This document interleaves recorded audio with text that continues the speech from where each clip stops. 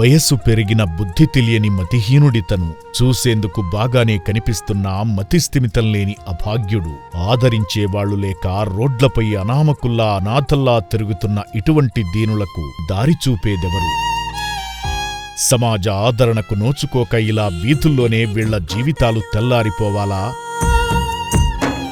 ఎవరూ పట్టించుకోని స్థితిలో రోడ్లపై తిరుగుతూ స్థానికులను ఇబ్బంది పెడుతున్న ఈ అభాగ్యుడిని మేర్పేట పోలీసులు గుర్తించి ఆశ్రమానికి చేర్చారు.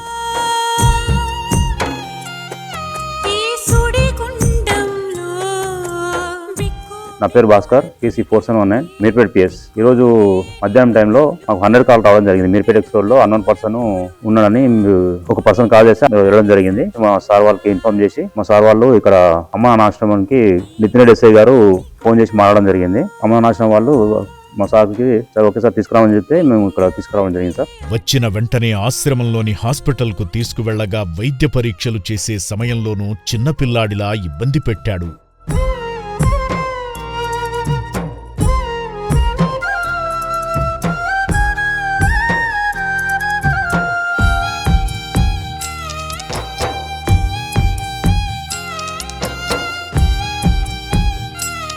అనంతరం భోజనం పెట్టగా కడుపు నిండా తిన్నాడు.